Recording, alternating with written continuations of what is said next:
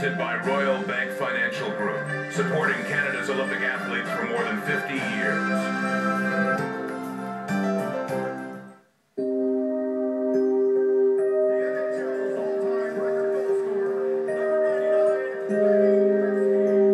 Nobody ever doubted that Wayne Gretzky would achieve greatness, stardom, superstardom. But when that scrawny little kid played his first NHL game 10 years ago, did anyone really believe he would unseat the great Gordie Howe?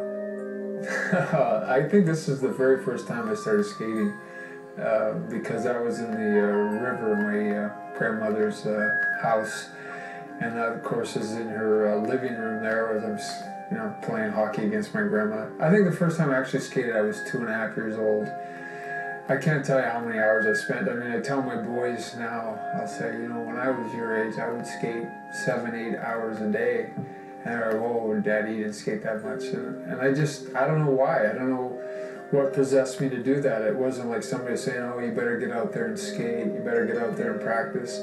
My life, that's what I enjoyed doing. Your junior career took you to the Sioux, and the walks were a little longer when you did one of your first television interviews back in those days.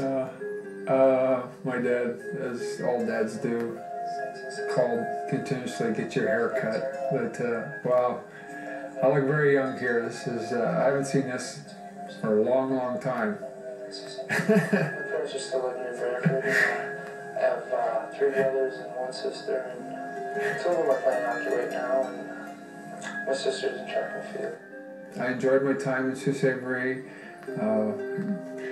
Wow, back in school, going to school, and like every other junior player, I mean, it's part of life, going to school, and it was fun. I like to eat around 3 o'clock, 3:30 or so, when nobody's home around that time, and I usually have to sleep before the game, and then I go to the arena. Well, I think he's phenomenal like everybody else. I'm a fan of what he does out there on the ice.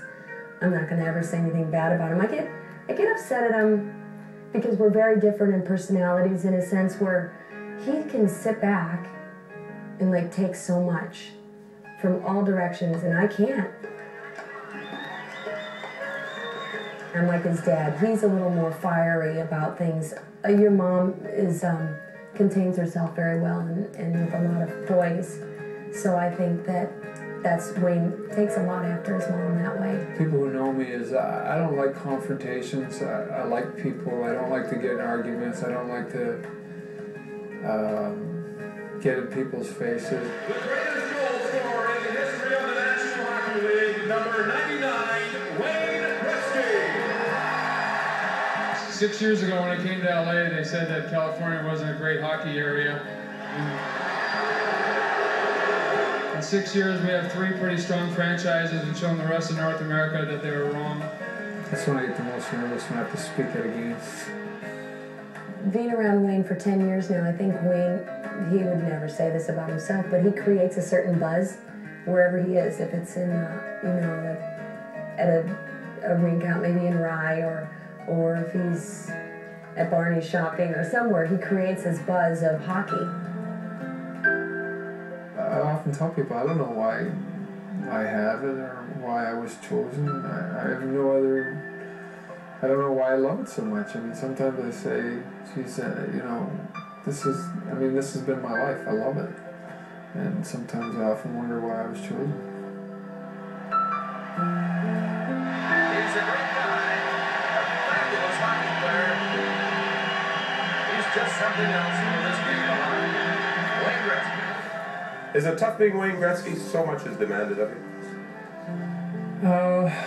No, it's not really. I mean, somebody asked me the other day, and I wouldn't trade my life in for anything. I'm like everyone else. I mean, I have bad days, and I have down days, and I have days that aren't as good as other days. But all in all, I wouldn't trade it in for the world. I've got a great family. I came from really good parents, and no, I'm always happy to be Wayne Gretzky. Janet talked about a buzz. I'm told there was quite a buzz when you came into the International Broadcast Center here a couple of minutes ago. Thank you for joining us. We talked live prior to the opening ceremonies. You were in Phoenix. You talked about what you expected. You've been here now a while. Has the Olympic experience been everything you expected? We've had a wonderful time. Our hockey team has really enjoyed ourselves, both on and off the ice. We've really, from day one, from the plane right over, our team has been very focused to recapture a gold medal.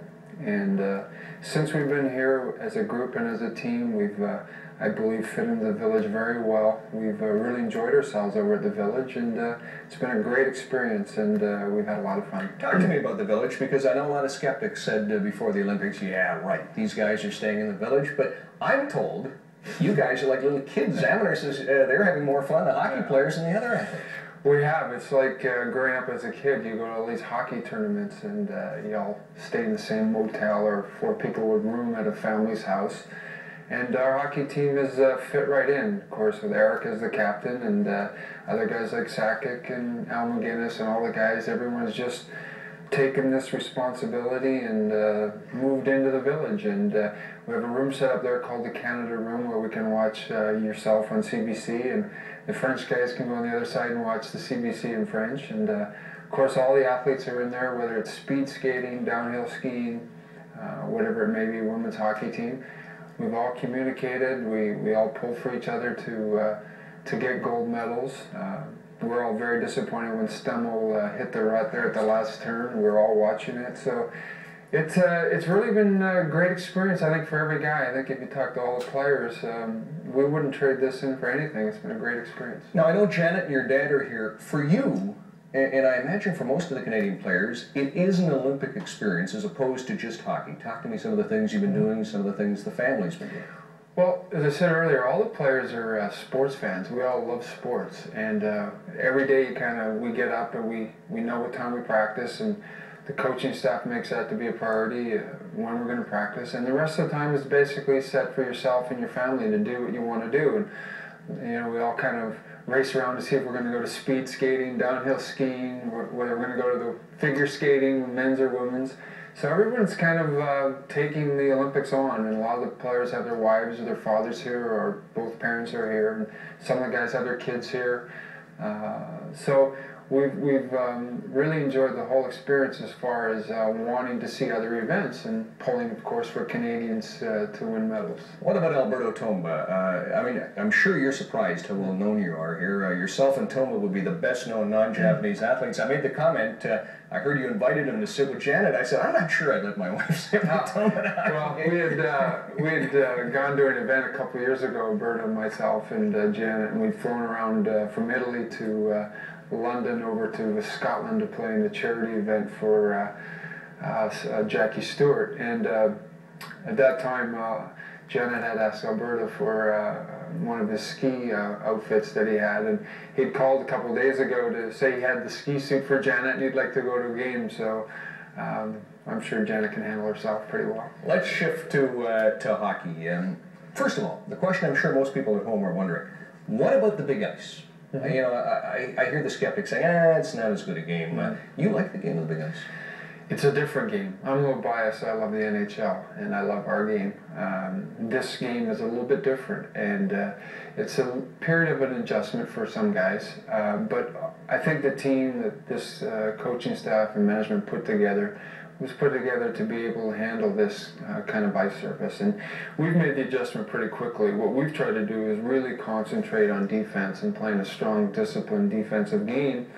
And then when we do get the puck, let our natural instincts and hockey minds take over and get creative. So we've been able to adjust pretty quickly.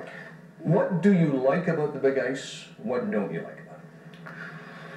Well, I like the room. We all love the room. You know, it's tough to play one-on-one because there's so many open areas, you know, areas of ice where you can get to freedom. We don't have that in National Hockey League. What's been an adjustment is you play a lot out of instinct. When you get the puck, you really know where you are to where the net is. And a lot of times when you get the puck on the boards, sometimes you forget you're still a long way to the net, and that's been the tough part.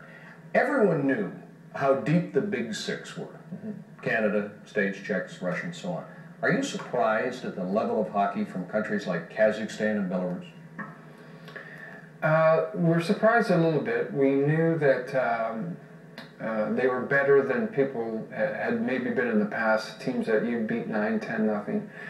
I think they put together teams that could skate, and if you skate well on a big ice surface, it compensates for a lot. And they've been getting pretty good goaltending. I guess even the goalies in these countries have the big new equipment, so it seems to be paying off. Talk to me a couple of developments concerning the New York Rangers. Coley Campbell being fired. Your reaction to that? Well, it's been a tough week for us, the New York Rangers. First of all, we're all, although we're not Swedish, we're all very disappointed that Alfie Samuelsson was, thrown out of the tournament, which we don't think was right or fair. We think he should have been able to play, and it's tough for him, and we're all disappointed for him. And of course, they're out of the tournament now. And as you said, last night after the game, we were told that Colin had been replaced in New York. And the thing about hockey and sports, it's always tough when people are replaced, and it's even tougher when good, honest people are replaced. And Colin's a good person, a great family man. He was great to myself and my family, and I know he'll do very well. He's a good person, and the unfortunate thing about professional sports is if you're not winning, unfortunately, the coach always takes the first shot. You've been outspoken supporting Samuelsson. Did you ever think you'd see the day Don Cherry would be defending Ulf Samuelsson? Well, I got to tell you, I played against Ulfie a lot of years, and he was one of my nemesis. And now that I play with him, he's just a first-class guy, and he plays hard. And we said we're very disappointed. My wife even went so far as to call Rennie Fassel to try to get him back in the tournament, which was kind of interesting. But it's tough. We know he's Swedish. He was born in Sweden. I think one of the great things about the Olympics is the best prevail. And, we wanted to maybe play Sweden. If we were going to play Sweden, we wanted him to be part of that team to say we beat their best team. How about previewing the games? Let's begin with the Czech Republic. And I've mentioned this before. Harry Neal had maybe the best line in the Olympics. When I said, what's it going to be like Patrick Roy and Dominik Hasek? He says the game could go on for a month. Well, I said a month ago in Toronto that obviously Lindros and Jagger were amongst the elite players in the world. But at that time I said Dominik Hasek is one of those guys I think is one of the best players in hockey. And he's showing that here in this tournament. He's that good. He really is just one of those special athletes.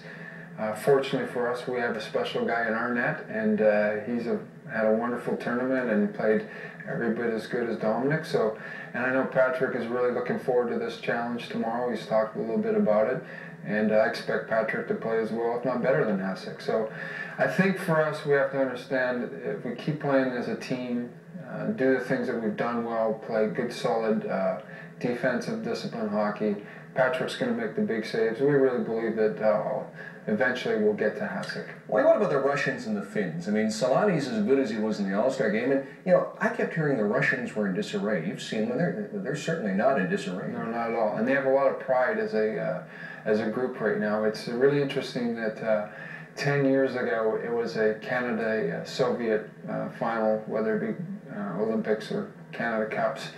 And then the Americans seemed to step in there and sweep the Soviets aside over the last few years. And I think the Soviets are looking at this as an opportunity for them to get back in the forefront.